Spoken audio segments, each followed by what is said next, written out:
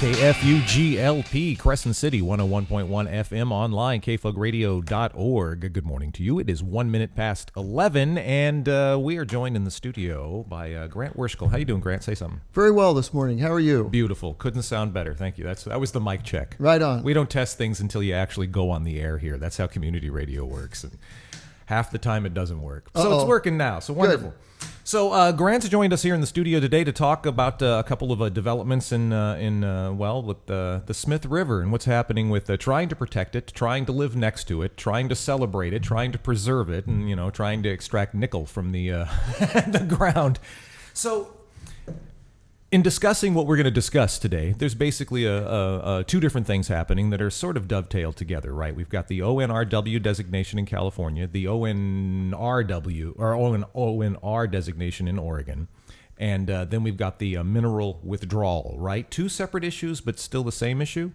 Well, it sounds like you really just said three issues. You've got the outstanding national resource water possible process sometime in the future. We don't know when. California. Mm-hmm. You've got the outstanding resource water designation, which is Oregon only, just for the North Fork in Oregon. And the Oregon DEQ and their Environmental Quality Commission did vote last month 3-1 to begin a rulemaking process about that. And again, that's just for Oregon. And there will be public involvement process on that once that gets further along. Excuse me. And so those are two things. And the third thing, and I hope we start with this because it's most important, and that is the mining proposals in the North Fork Smith in Oregon really put some things in motion. And that was in 2015, our Congressman Huffman joined Oregon Congressman DeFazio, and then two Oregon senators, Merkley and Wyden, in introducing legislation in Congress called the Southwest Oregon Watershed and Salmon Protection Act. And they did that requesting permanent withdrawal of mineral rights across about 100,000 acres in Southwest Oregon. And they did that expressly to prevent future strip mining of, as you said, nickel and other minerals up there. And with that, as soon as they did that, they introduced that legislation. It put in motion the federal government, and then it followed a few months later, a notice in the Federal Register, an immediate temporary mineral withdrawal, and then starting a process which then required an environmental document to be prepared, and that environmental document has just been released. It was released at the end of last month. But just on that mineral withdrawal process, and that it prevents any new claims. And if there are existing claims, it requires them to go through a very rigorous validation process, looking at what's the value of the mineral in the market, is it financially feasible to then mine those minerals, are those valid claims. And those, there are existing claims up there, again, by the Red Flat Nickel Corporation, and they have claims both in the headwaters of the North Fork, the headwaters of the Pistol River, and Hunter Creek. And then there's some claims in the headwaters of the Illinois, which abuts the North Fork of the Smith. And it's those claims, and it's that Red Flat Nickel Corporation that has really driven every other thing that's happened about the additional protection. And let me just say one more thing about Red Flat Nickel. This is a foreign-owned company, registered in Panama, and they spent about over $120,000 last year in some of the highest, most influential lobbyists in Washington, D.C. Mm-hmm. And big names involved. Big names involved. And if people want to look up the information on their own from our website, that can be found. And but let there be no mistake about this. the mining company is serious about doing what they would like to do, and there is no assurance at all that the mineral withdrawal, which has been proposed again by the congressmen and the senators, and then the process that occurred last year with people initially saying, yeah, we think that's a good idea. There's no assurance that that will be permanently, that it will be enacted as a temporary measure. The Obama administration would need to act on that in a timely manner before the end of the administration. And those lobbyists and Red Flat Nickel are certainly doing everything that they can to not have that mineral withdrawal occur.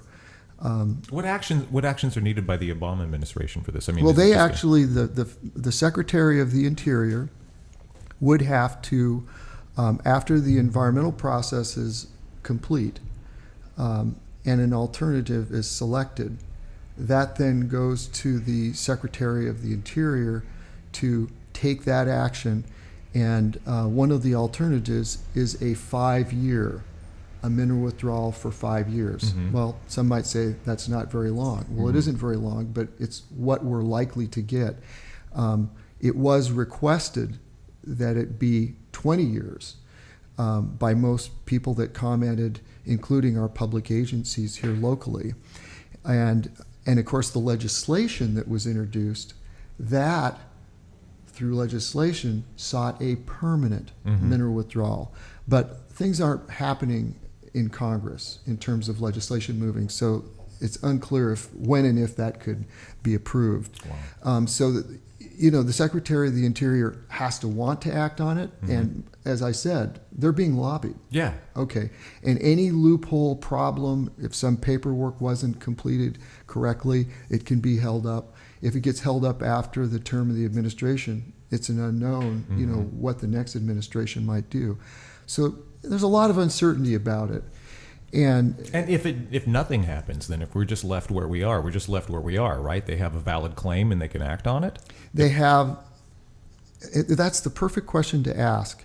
They have a claim, but it's not yet been proven to be valid. Okay. So that's why I was saying, if right now there is a temporary mineral withdrawal, and that was initiated with that Federal Register notice. That lasts for 2 years, I think. Okay. With that, or with a 5-year mineral withdrawal or a 20-year mineral withdrawal, they still have to do a validity examination. It's just not as stringent, right? Well, that validity examination is stringent. Okay. And with a mineral withdrawal, I say that it is stringent. We believe that it's stringent. It's been proven to be rigorous in other examples across the country. But, if the price of the metal goes up significantly, that makes that a lot more possible that they could succeed with their validity examination. And that's, of course, what people are worried about. But we have a 2-year by virtue of the Federal Register notice, and we do not yet know if it will then be made into a 5-year or a 20-year. That's probably unlikely. And so that's hanging. The other thing that, because of how controversial things became when our California Regional Water Quality Control Board. Yeah, I want to get into that. But I do, but just because it really created an air of contention and controversy, I just want to speak to the fact that last summer, right after the Federal Register notice came out, there was no controversy. This community rose up and was in total agreement. Unanimous votes at our city council, our board of supervisors, our other water purveyors, the Gasky CSD and Big Rock CSD, our Chamber of Commerce. There isn't an entity that took the matter up that didn't say, hey, this is a good thing. We want to do this. We support the mineral withdrawal. And so I think it's really important to stay steady on, we have a major zone of agreement there. And so we need to comment. We need to have that same consistency of comment in the period right now on this environmental assessment. Comments are due through the end of May. It's May 27th, not the end, but May 27th. And people can find a way to comment on that through our website.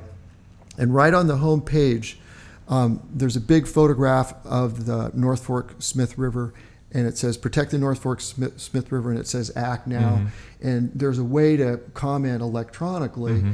And I think it's so very important to work with the venues that we agree on to take the action that we can take.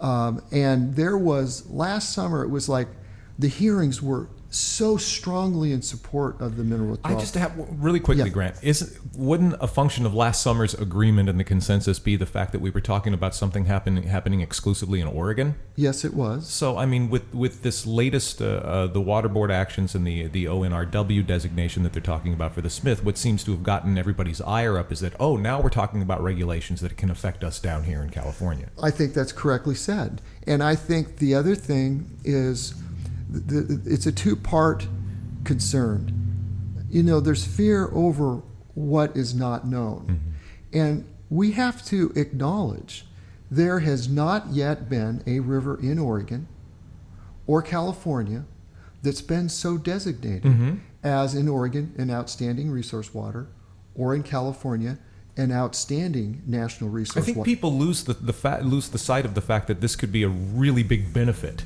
Well, it could be a benefit, but the point that I was making, Paul, is that because there hasn't been a river so designated, there's plenty of room for people's fears to be, really generated. And I think in a climate where people feel like, we have a lot of regulation, what's this going to mean? The first reaction is not anymore. They don't want more regulation. Yeah. So they're fearful about it. And the fact that they can't look to another river in Oregon where, people were worried, but it worked out okay. Yeah. There's not an example of that because there's no river designated like Just that. As an aside, can I ask you, what do you know about the uses and the way this designation has affected the folks who live near Mono Lake and Lake Tahoe? Oh, Paul, I really wish I could be better at answering that question. I mean, it's the closest analogous situation, right, that we would have to... Well, it is, and I do not feel that I have become an expert on, how has that changed for Mono Lake or Lake Tahoe. And I think on the Oregon model, they are just beginning a rulemaking process. Mm-hmm. But principally, it is about anti-degradation. So what that means is the purpose of the law linking to the Federal Clean Water Act is we don't want to see a deterioration from the high standard of water that we have now. Yeah. And so my personal feeling for the Oregon potential designation, there is nothing there for us to be fearful of or to worry about. And, somebody'd say, well, it's easy for you to say, but here's the thing. It's entirely public land. I mean, it does public land.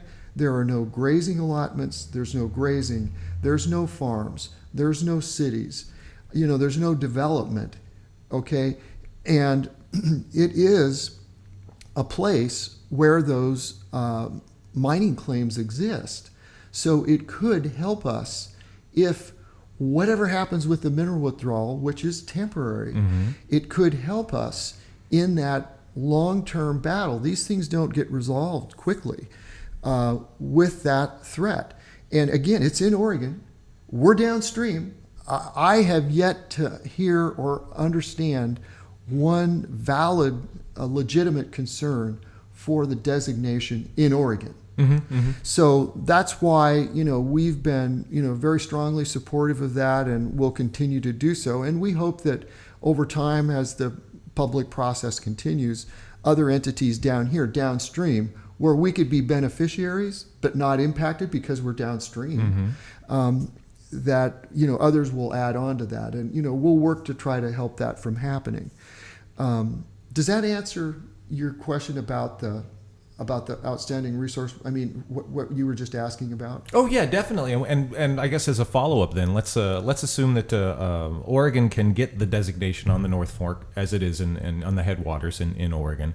What does that do then to the mining claim then? What additional protections does that offer over and above what's already in place, over and above the temporary mineral withdrawal?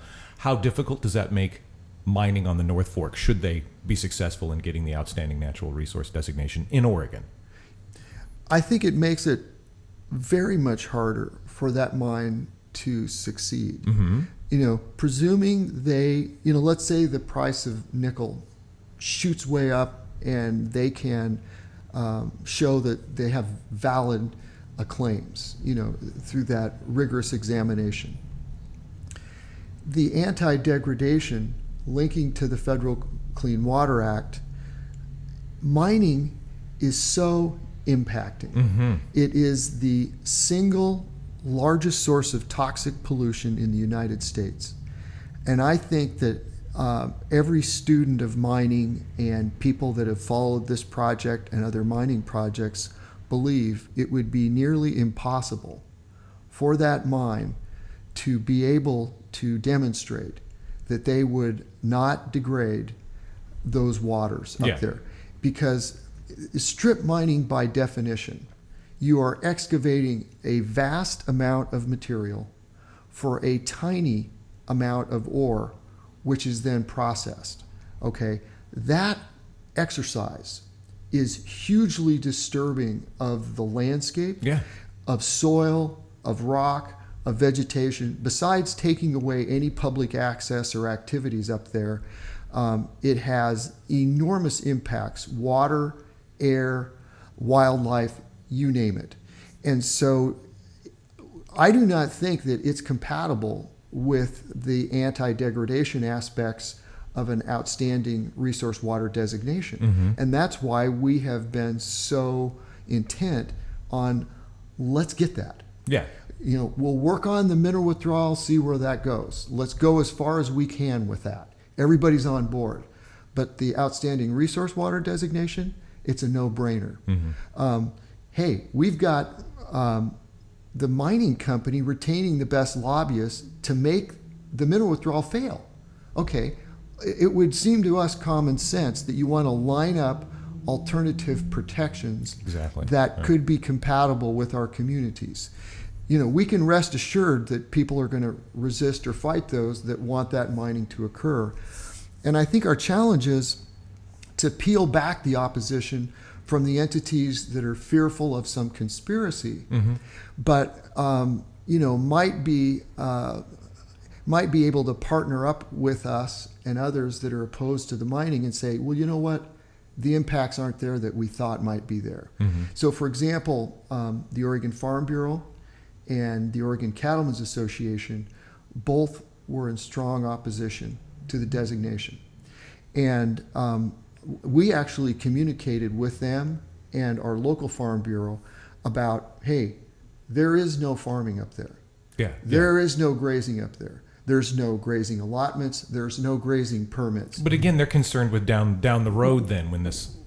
Well, they are, but my point was, we've tried to communicate with those other stakeholders mm-hmm. about, maybe reconsider your opposition, because there's not the activities up there that someone has led you to think there are. Mm-hmm. And so I think that's where our real work is to, continue the conversation with these stakeholders about, let's try to be honest about the facts and see if we can partner up. Now, on the California side, I think we have the potential to gain partners and stakeholders and support. That's my hope. Mm-hmm. I'm going to work in that direction. Mm-hmm.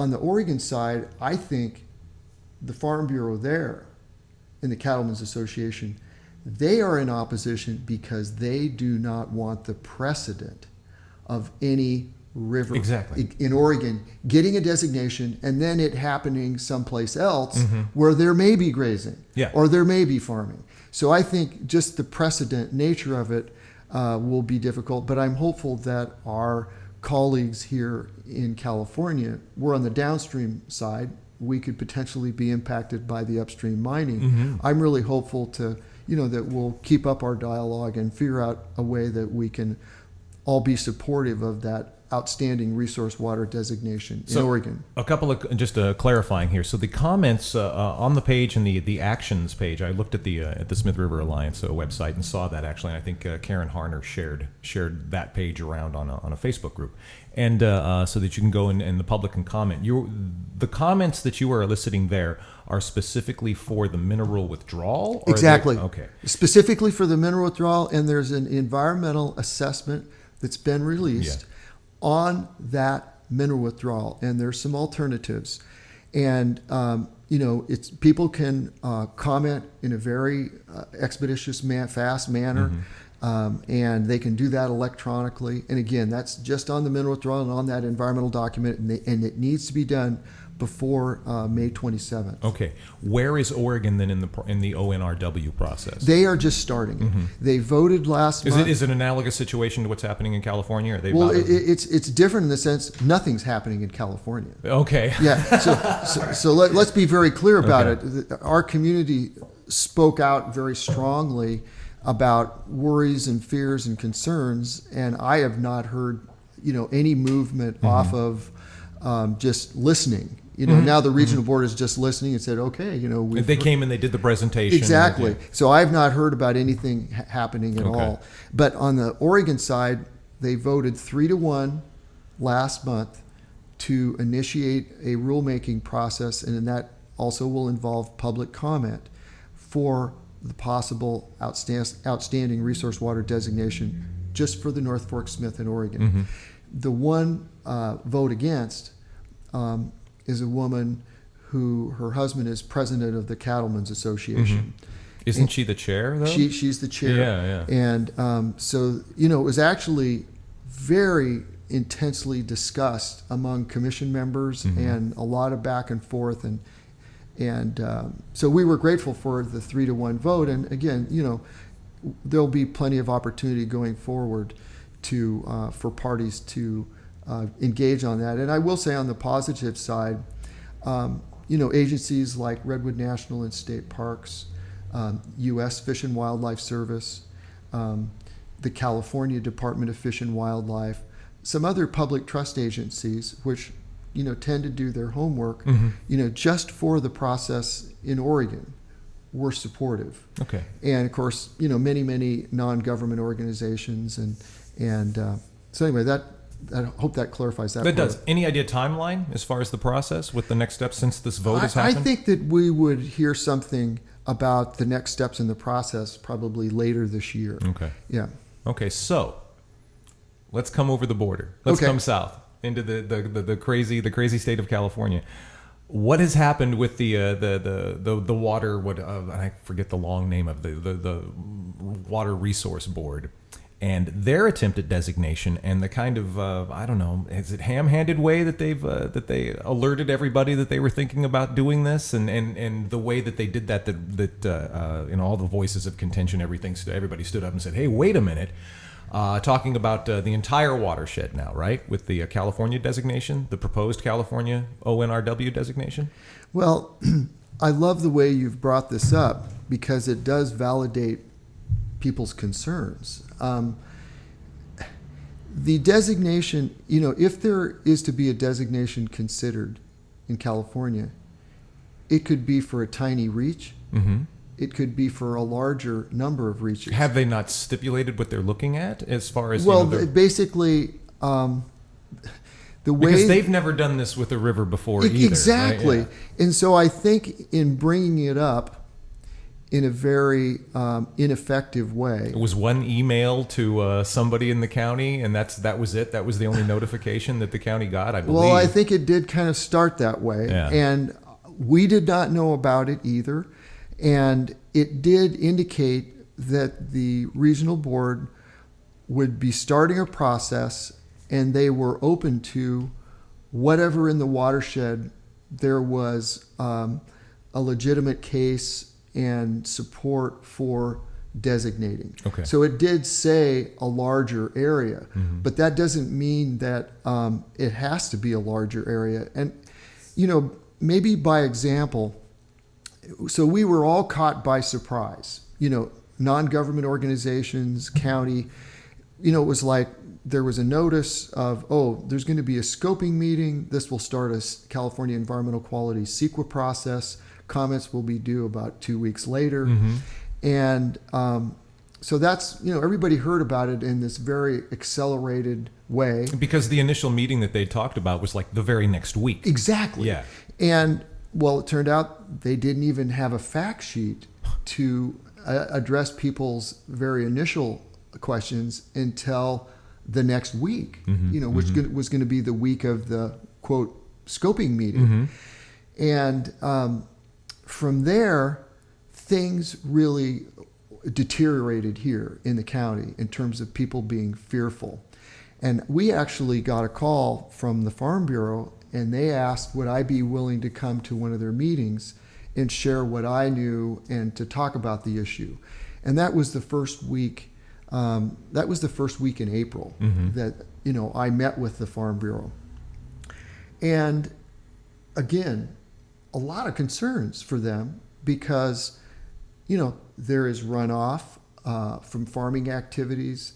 There's been a lot of issues raised about application of chemicals and pesticides, and farming is a very important part of our economy.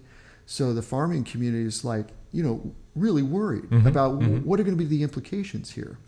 So what I did in the meeting with the Farm Bureau is I just made a little map, and I came in and I said, look, let's remember why I think there's such interest in a potential designation somewhere in California. It's the strip mine threat. Mm-hmm. So I shared pictures of these just horrible, mining disasters, failures of mine waste ponds mm-hmm. and spills. Nobody wants to see that. So I just shared some pictures like that, put a little map up on the wall, and I said, look, I promise right now we would not support any designation for outstanding national resource water in the lower river in the estuary. Mm-hmm. Mm-hmm. And, people were like, well, where do you mean exactly? And so, I drew a little line on the map, and I said, well, past the bridge. Anything downstream from here, yeah. I promise you right now, we would not support.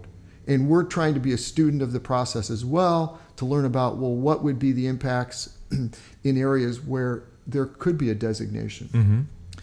And so I did that just as a way of saying, look, just to assuage their fear. Yeah. Yeah. We are not enemies on this. Yeah. We have a lot of things to work together on, and we don't need to create new things to fight over. Mm-hmm. And so, and I just said, as far as upstream of that point, and then the North Fork in California, I want to have that considered, and I want to do my homework on it. And I'm not going to say right now what my position would mm-hmm. be, but I want to do my homework on it. And for sure, the North Fork in California would seem to make sense, mm-hmm. just like it could make sense for the North Fork in Oregon. And I wrote, actually, the Farm Bureau asked me, and I wrote a letter to the regional board on our letterhead asking that the regional board be sure and address our community's concerns and issues, when they be coming later in the month. And, those concerns need to be addressed before there's really any, formal process begun in terms of what could be designated. Mm-hmm. So to me, that was what I needed to do, and that's the way we need to consider it, is consider it in partnership, with these diverse stakeholders, and see what makes sense. And I do not know if there's going to be a process, when it would start, but I can just sit here right now and say I think it's a no-brainer to have it be, if there was a process, I could say right now I would support it for the North Fork in California, and I would be very, very much wanting to work with our colleagues at the Gasky Community Services District to make sure that they have a water withdrawal there at the Forks, mm-hmm. and they serve an important community right there. We would not want to have a designation impact their ability to do what they're supposed to do. No. But so it might be the designation comes down and stops at Stony Creek, mm-hmm. the first tributary just upstream from Gaskin. I don't know. But the point is, I think, if people are calm, thoughtful, and want to really drill in on details, there's probably something that could be found to be supportable. But that's down the road, and I do not know when such a process could begin. If I remember the presentation that the water folks gave to the Board of Supervisors correctly, it was what I remember was that any existing use that anything that's already there is sort of grandfathered in. Was that? Am I misremembering that? That there wouldn't be additional permit process if it's something that's already happening on the Smith. It would just be the more stringent restrictions would be placed upon additional development, changes in the situation. Whereas the things that are happening now, the permits that folks in the estuary get to track their runoff, the uses that are happening now would stay there and wouldn't be yanked. You're not going to get yanked. That's not going to happen. It's just any additional things would have to go over these additional hurdles. Did I misunderstand that? Because it seemed like that was that the status quo as it is now was sort of grandfathered into place. This is how it's been for you. This is how it will continue to be for existing uses. It's just additional things that would have to meet these more stringent restrictions. I think that in broad strokes, I think that's correct. And that's all that presentation was very broad strokes for everybody, because it doesn't seem like anybody really has a grasp on what the details of what the situation would look like, because it's, we're off the map here. Well, I think, I'll just acknowledge what you've said. I think that that's right. But it's also true that there's other processes that the regional board is already doing with our agricultural community. Those processes will still happen. Yeah, exactly. It has nothing to do with this potential future designation. And that's what you're saying, and that's correct. So those things still will happen, and there still are waste discharge requirements for existing facilities. There's processes for non-point discharge, as you say, related to agriculture and farming and other such things. Those still occur. Yeah. So we don't get rid of that by not having a consideration of an outstanding national resource water. So I mean, if it doesn't change the game as far as what's happening now already, if the folks growing lilies, if the folks pulling water from the Smith upstream, if all of this, if how the situation is right now remains unchanged by this designation, why was everybody so up in arms about it? Is it the fear of curtailing future uses? Is it just a knee-jerk, Sacramento's coming in and trying to tell us what to do sort of thing? I mean, do you have any just an opinion as to why folks were so, just bristled, hackles went up right away with this? Oh, yeah, I think that I do. Right now, if you are a water agency, or, if you are a major landowner and farmer in the lower river and the estuary, there are existing permits and processes that you have to deal with. There was new legislation introduced about managing groundwater. There's some new processes related to that. There's things relative to water diverters. There was new legislation introduced about that some of our water purveyors are having to pay attention to. And something that you said, Paul, I think is important, and that is, does it then relate to new things? And that is a sensitive matter for our community, because admittedly, we don't have a lot of private land. Okay, so I think that there's people here and stakeholders here that feel like, okay, would, we have more miles designated federal wild and scenic river through the Federal Wild and Scenic Rivers Act. Does that not help us enough?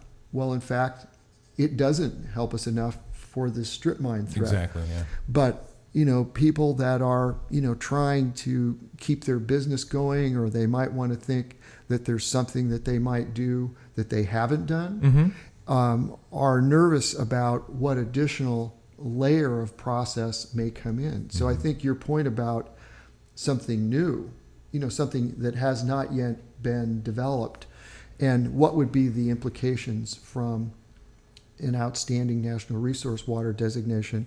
That's what has people being somewhat fearful. Okay, I got the sense that folks really didn't understand that, and people were afraid that, I'm not going to be able to go fish.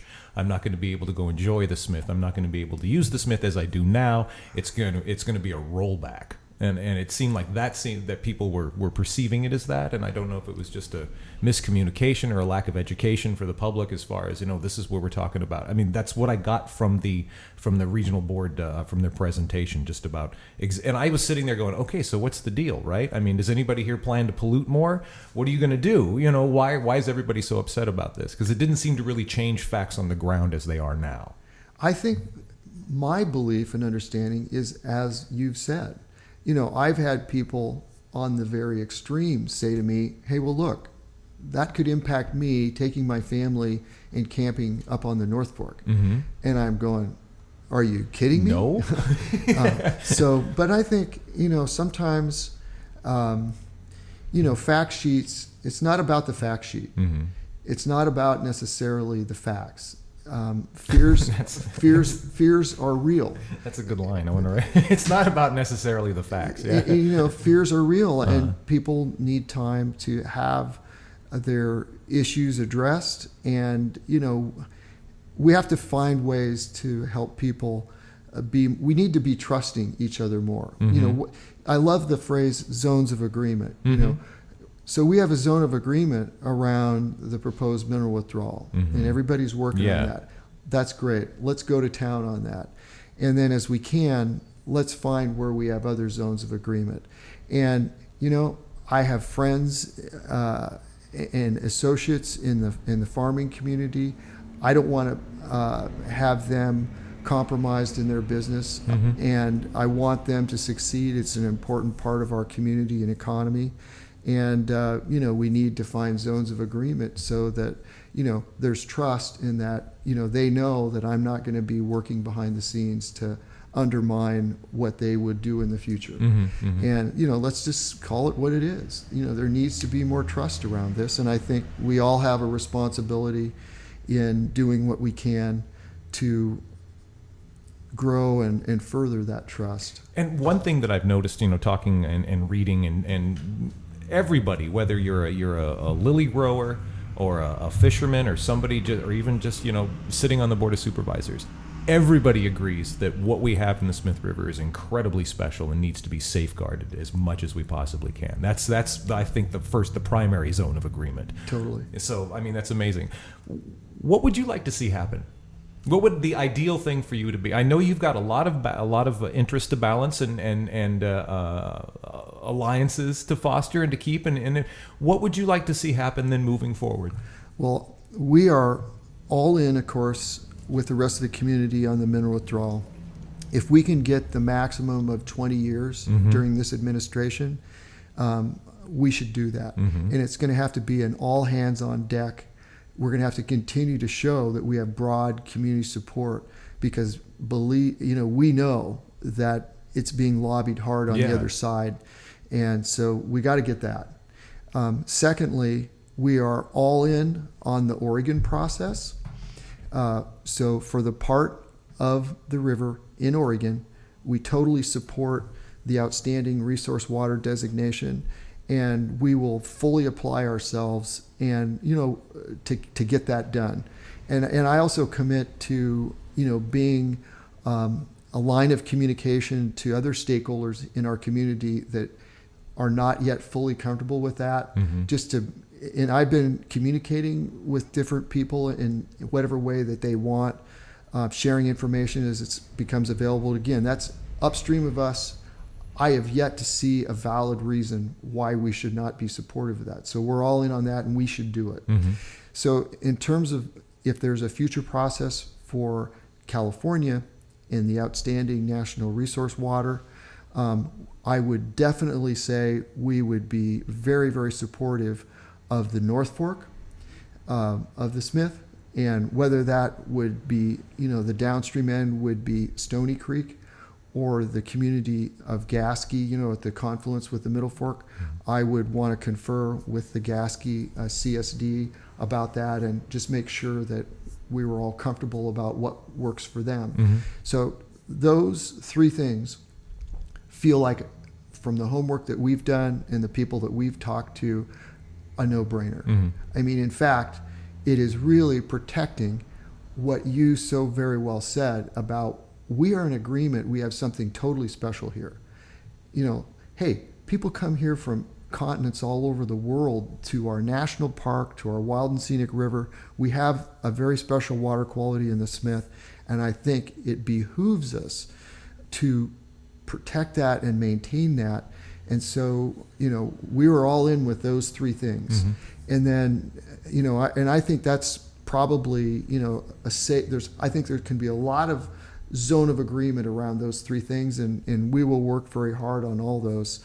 And I think, we need to take time, we being Smith River Alliance, City Council, Board of Supervisors, Gasky CSD, Chamber of Commerce, all the different stakeholder entities, let's continue our conversation about the two that there seems to be some, questions about, and, let's resolve those in a timely manner and, support things as far as we can. But those three things, I've yet to see any reason why we should fall back from that. I mean, those three things seem so important.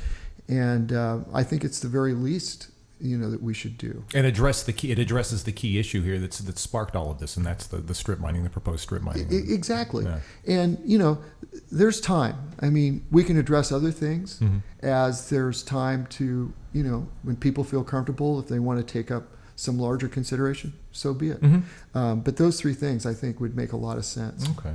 Then I will on our Facebook page post a link to the public comments link that you folks have on the Smith River Alliance website. Excellent. What else can people do? People listening who want to find out more or become involved or lobby, do their own lobbying efforts and lobby their own local politicians. What can ordinary folks do to further the process or even further their understanding of the process? Well, I think that's the right-on question. And, a community that is involved and engaged is a community that's, doing things for their interest and their community. And so I would say, hey, if you're in the city, if you're in the city limits and you know who your city council person is, communicate to that person that you're following this. And, I would hope that those three things that I said, that, you would feel comfortable communicating that to your city council person. If it's a board of supervisors that is your representative, you're not in the city council, do so there.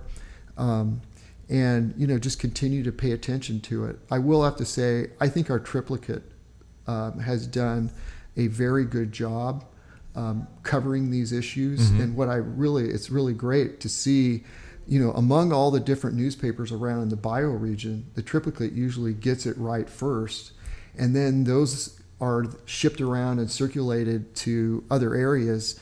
And so I think the triplicate, I very much appreciate that they're really paying attention to this. And so that's been good. So I think that would be helpful to all of us if people continue to pay attention to this. And we'll try to continue to have factual information available from our website. As I said, there is a link that we have where people can see the amount of money that was spent on lobbyists by the foreign-owned and Panamanian registered Red Flat Nickel Corporation. And we'll have information about the outstanding resource water designation and the outstanding national resource water designation process if and when that gets underway. We'll endeavor to have stuff, and we're happy to come back periodically with you too if you feel that that's useful and timely. I think this summer we need to have an interview actually in the river. Oh, I would love that. Now you're talking. That's it. Grant, anything else you'd like to add? Oh, just thank you so much for helping our community stay abreast of these things. And as you said, we have something so very special, and we're grateful to be able to work with our community to keep it that way. Well, right on. Thank you, Grant Werschkull from the Smith River Alliance, coming in to talk about everything happening on the Smith and outlining steps to move forward. Get involved. Stay abreast of the situation. It is very important. It is not just our recreation and where we like to go swim and fish. It's our drinking water.